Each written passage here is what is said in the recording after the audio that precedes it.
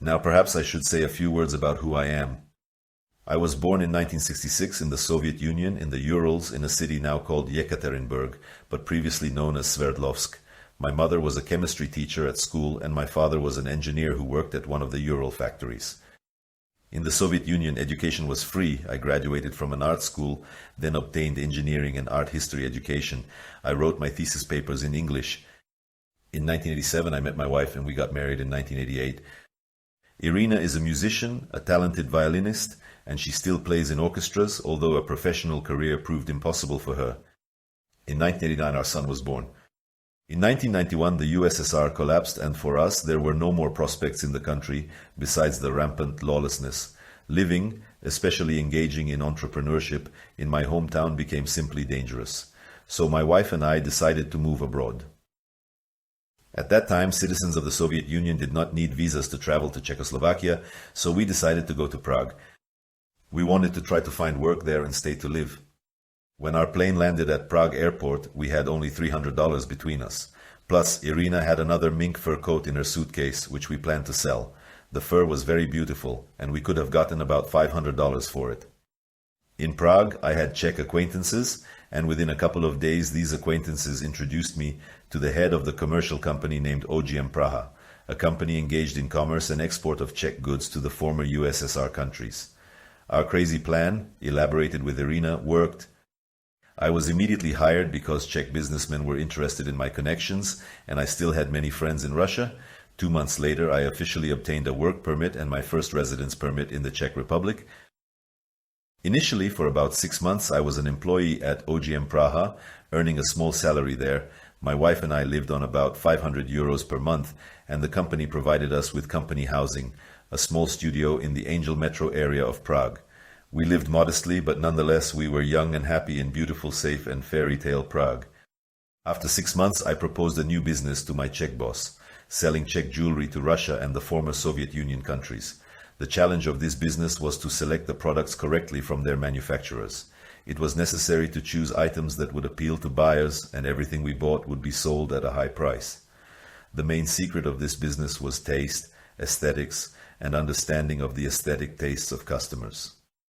In this endeavor, I relied on the impeccable taste of my wife, Irina.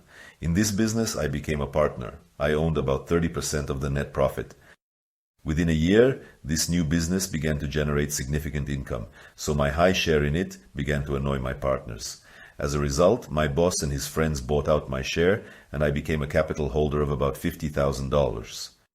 At that moment, when I lost my business and job, my wife Irina suggested that I engage in the distribution of American cosmetics by Freeman.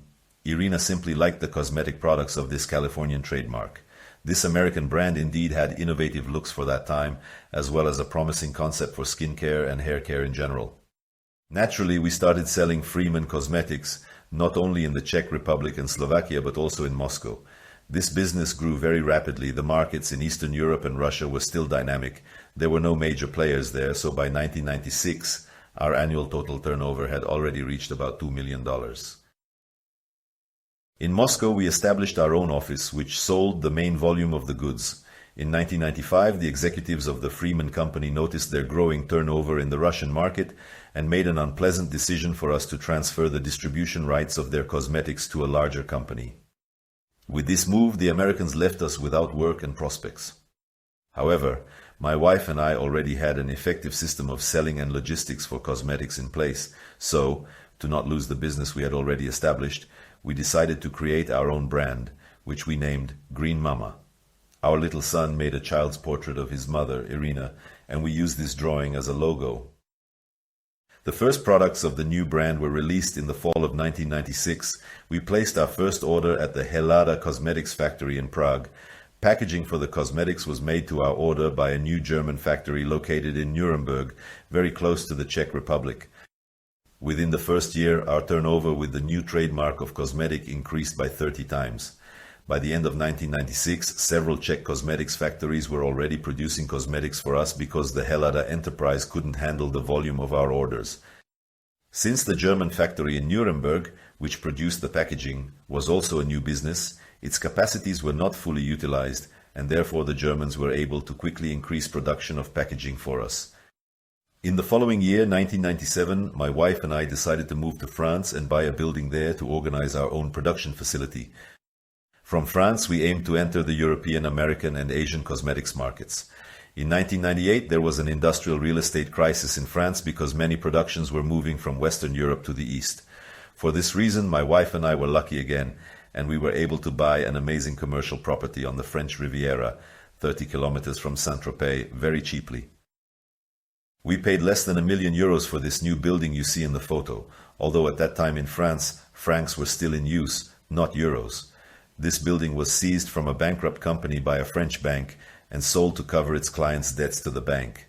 The building had an office part, approximately 1,500 square meters, and another 5,000 square meters of space for production and storage purposes. We bought the building, and I personally designed the production setup in it. Thus, we opened our French enterprise in 1999, and it operated successfully until about 2005 when we encountered problems. In 2001, a large and detailed article about our history and business appeared on the front page of the business news section of the New York Times. Therefore, for those who wish to verify the facts I have just recounted, I will leave a link to this article under the video you are watching. The correspondents of the New York Times thoroughly verified all the facts presented in this article before its publication. Of course, French fiscal and regulatory authorities had scrutinized our activities and the origin of our capital many times, but they found no claims against us. I say this because in the following years, when Cartel organized harassment and widespread defamation against me, various versions of the origin of our money and capital were repeatedly invented. And to this day, you can find these dirty insinuations on the internet, always written by anonymous people. There are no blemishes in our business biography. Everything is transparent and verifiable. My wife and I, after moving to the West, continued to learn. We were interested in music, works of art, the history of philosophy and religions, as well as culture in general. As soon as we had the opportunity to spend money on works of art, we began to collect them. During our stay in Prague, we befriended young artists, musicians, and performers, supporting them as best we could when we had money.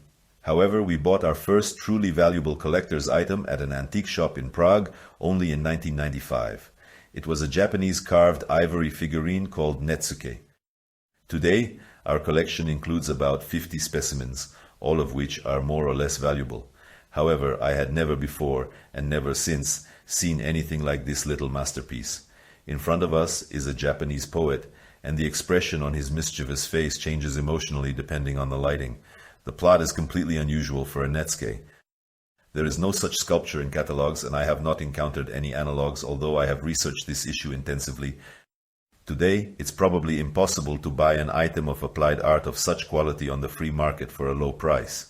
We were lucky due to a combination of circumstances related to the social processes of the transitional period of the transformation of Czech society from socialism to capitalism.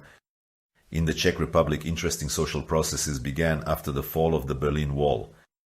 In particular, heirs of former owners had their property returned to them, which had been taken away by the communists when they came to power after World War II. This process in the Czech Republic was called restitution.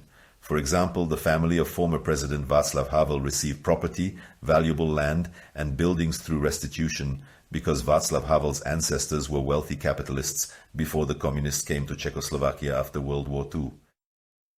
However, the laws of restitution applied not only to real estate. Former owners and their heirs also had artworks returned to them, which had previously been confiscated to state museums. Modern owners, unexpectedly receiving their inheritance for free, immediately sought to sell it. These new owners hastily sold their property by any available means. And so, in a small antique shop, Irina and I were surprised to see an exquisite Netsuke, which had recently been part of the State Museum collection. As a professional museum worker, I must say that all valuable works of art in private hands should eventually end up in a museum. This process sometimes takes years and generations, but it is inevitable. And in the Czech Republic, we saw a strange paradox. In contrast, museum items were returned to private individuals and sold for next to nothing. The antique dealer, owner of a small antique shop, sold us this wonder for just 9,000 crowns, which was then about $300 at the exchange rate. We never showed the poet to specialists or evaluated it because it became something dear and irreplaceable for our family. Even in the most difficult times that awaited us ahead, We never thought about selling this Netsuke. When Art Cartel completely bankrupted us, destroyed our entire lives and lied about us and Irina, we were forced to sell everything we could. Cars, some items from our collection, jewelry and even wedding rings. But we didn't sell this item. Subscribe to my channel, dear friends. There will be further stories about how our world was shattered to pieces by the collision with Art Cartel, about real, not fictional villainy and the beginning of our long quest. I will also talk about works of art and incidentally about the history of art, which will surely surprise you.